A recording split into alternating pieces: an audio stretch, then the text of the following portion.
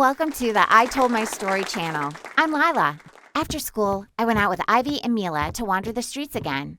On Ivy's suggestion, we entered an old antique shop. Mila wrinkled her nose as soon as we stepped inside. Are you sure we'll find anything here? Feels like we just came just to inhale dust, she said. Ivy smiled as she rummaged through the shelves. Who knows? Maybe we'll find something valuable, or maybe we'll just have fun. Come on, relax a bit, she said. In one of the most hidden corners of the shop, I saw an old chest. With a strange feeling, I opened the lid and found an old leather-bound notebook. Look, I found a really old notebook, I said excitedly, showing them the notebook I was holding. Ivy rolled her eyes. Great, now you can sit and write your feelings whenever you argue with us, she said mockingly. Mila sighed. Really? A notebook? Is this why we're here? I ignored her and bought the notebook. The next morning when I woke up, the notebook was open on my desk. My eyes slowly drifted to the golden letters written on the page. Lila, today you will find your beloved gold necklace. I froze in place when I saw it. Was this a joke? The pages had been completely blank yesterday. I was sure of it. Who could have written this? I picked up the notebook and looked at the writing again. Gold necklace? What necklace? I mumbled to myself. I thought for a moment, and then it hit me. It was my grandmother's gold necklace, a cherished heirloom. When it got lost, I had been terrified. I had searched everywhere, but couldn't find it. That day, when I got home from school, I tripped and fell in the living room. As I got up, my eyes caught something under the couch. Something shiny was sticking out. I leaned into it to look, and it was my missing gold necklace. I picked it up and stood there for a moment. It had been missing for months. The notebook immediately came to my mind. This is unbelievable. The notebook wrote something and it came true. I murmured to myself. That evening when Ivy and Mila came over, we sat on my bed.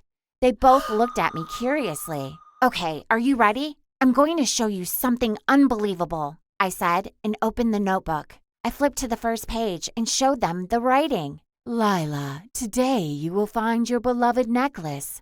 Mila raised her eyebrows immediately. You definitely wrote this. Come on, admit it, she said. No, I didn't. When I got home yesterday, the pages were completely blank.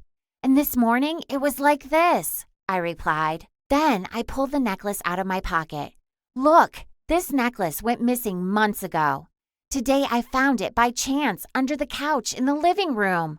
Ivy examined the writing carefully and nodded. If you're telling the truth, this is really strange. Give me the notebook. Let's see if it writes something about me tomorrow. Mila still seemed skeptical.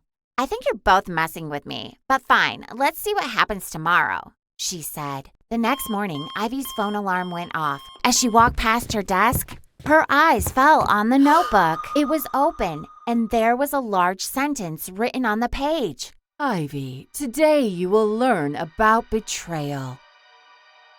This morning, I woke up and found the notebook open on my desk. You need to see what it says, she said. What does it say? I asked immediately. It says I'll learn about betrayal today. We were silent for a moment. Then Mila shrugged and rolled her eyes. You're overreacting, Lila, and you are working together to mess with me, aren't you? She said. I'm serious, Mila, Ivy snapped back. I don't even know what it means, but I saw it with my own eyes this morning. If something's messing with us, it's that notebook. I intervened. Mila, you saw what happened yesterday. This notebook somehow writes about things that are going to happen. Maybe something will happen to Ivy today. Maybe Asher is cheating on her. Ivy frowned. Asher? He would never cheat on me. He chased after me for 2 years, even fought with his old friend group because of me. Cheating? That's ridiculous.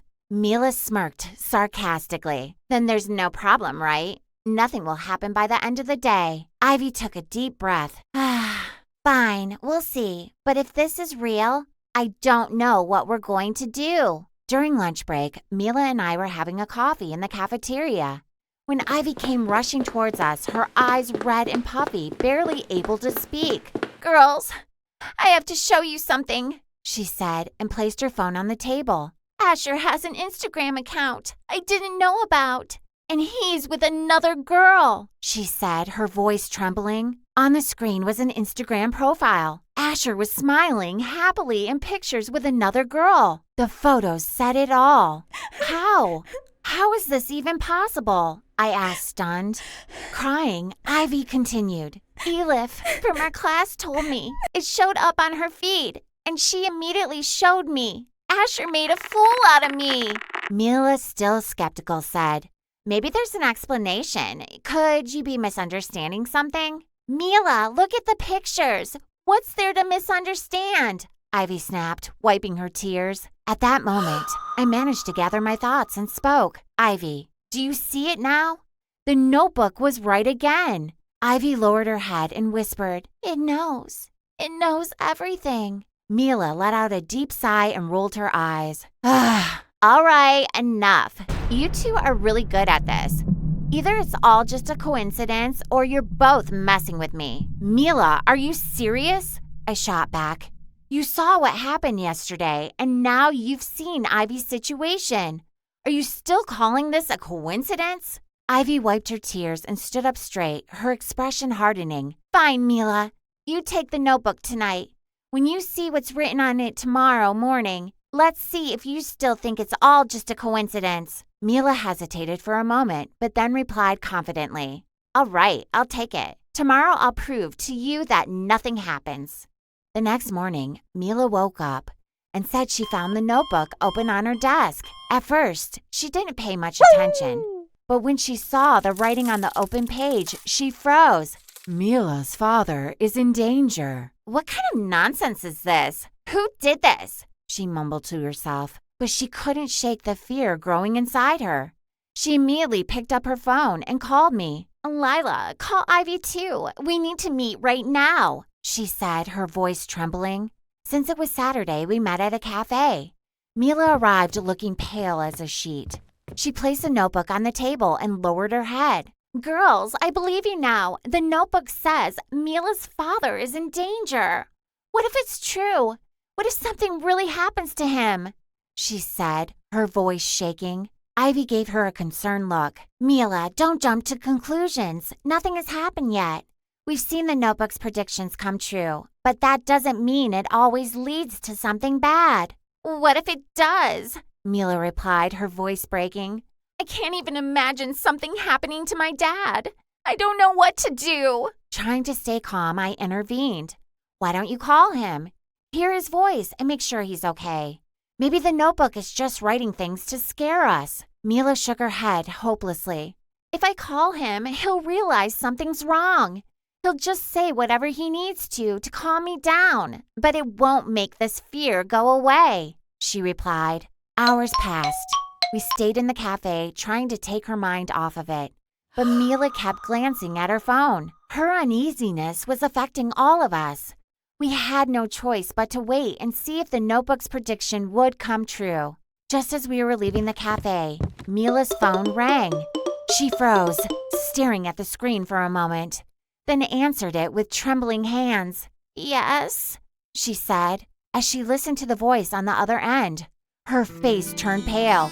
She held the phone to her ear, her eyes filling with tears. Mila, what happened? Who is it? I asked anxiously. Mila stammered, her voice barely audible. My dad, she said before bursting into tears. She couldn't say more, but we all understood what had happened. The notebook had been right again. An hour later, we were in the hospital corridor.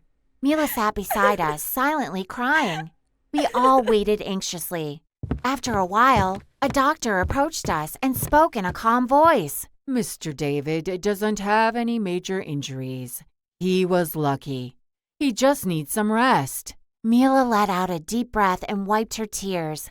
The fear she had felt since hearing her father had been hit by a car finally began to ease. We were all relieved, but the weight of what had happened. Breaking the silence, Ivy spoke. Girls, this is getting dangerous. Knowing what's going to happen in the future, it's not as great as it sounds. Definitely, I said. This notebook is doing nothing but turning our lives upside down. Wiping her tears, Mila nodded. We need to get rid of it, she said. Ivy thought for a moment and then suggested, Let's throw it into the sea. That might be the best way to get rid of it. We looked at each other and all silently agreed. All right, I said. We're not letting it mess with our lives anymore. We went straight to the pier after leaving the hospital. I held the notebook in my hands, feeling a strange uneasiness, but we had to do this. This is it. Goodbye, stupid notebook that knows everything, I said and threw it into the sea. The notebook sank into the water and disappeared within seconds. The three of us let out a collective sigh of relief and began jumping up and down excitedly. We did it! We're finally free! We shouted. When I got home, I felt calmer as I thought about what had happened. But as soon as I entered my room and looked at my desk, my heart nearly stopped. The notebook was sitting there, open on my desk. On the page, written in golden letters, was, "There is no escape. Your story is just beginning." I felt my breath catch in my throat. The notebook had returned to our lives, and I realized that getting rid of it wouldn't be as easy as we thought. But this story wasn't over yet. Don't forget to turn on notifications and subscribe to our channel to catch the next part. See you next week in part 2. Bye!